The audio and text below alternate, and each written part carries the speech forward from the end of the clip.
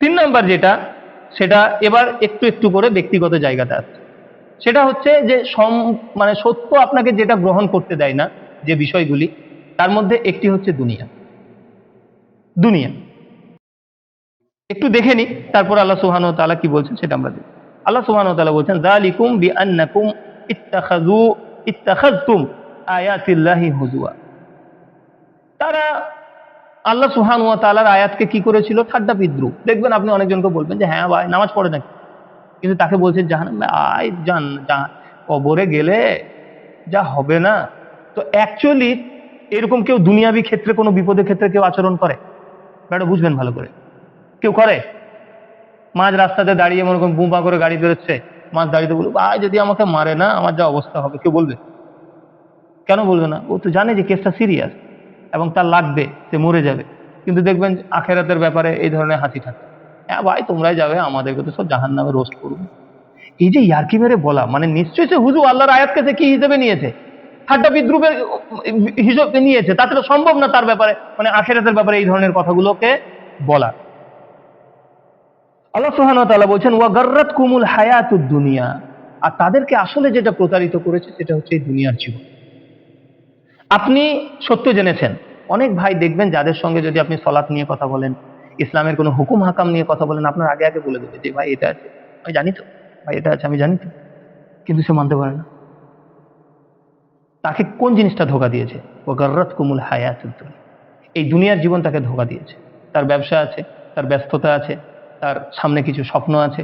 এই জিনিসগুলো এতটা মানে আর কি, মানে তার উপর আস্তরণ ফেলেছে যে আখেরাতের আসল যে বিষয়টা সেটা তার জীবনে বাস্তবায়িত হতে পারছে না।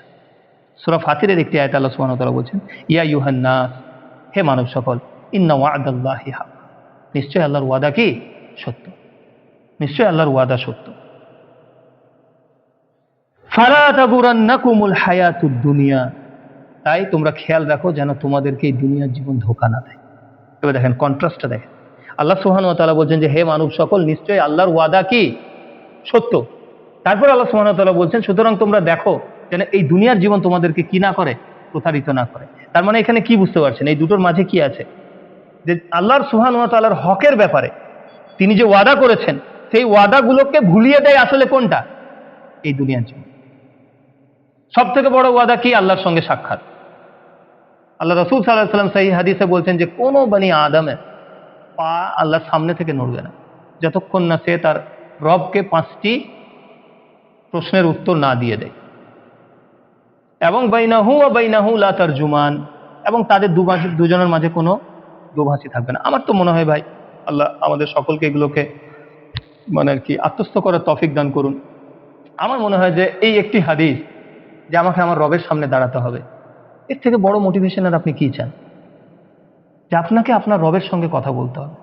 ভাইরা আমার, এই দুনিয়াতে আমরা অনেকেই পরীক্ষা দিয়েছি। যখন কঠিনভাবে স্যাররা প্রশ্ন করে তখন বুঝতে পারি যে আমার কি অবস্থা। যে ফাঁকি মেরেছে তার লেজে গোবর অবস্থা।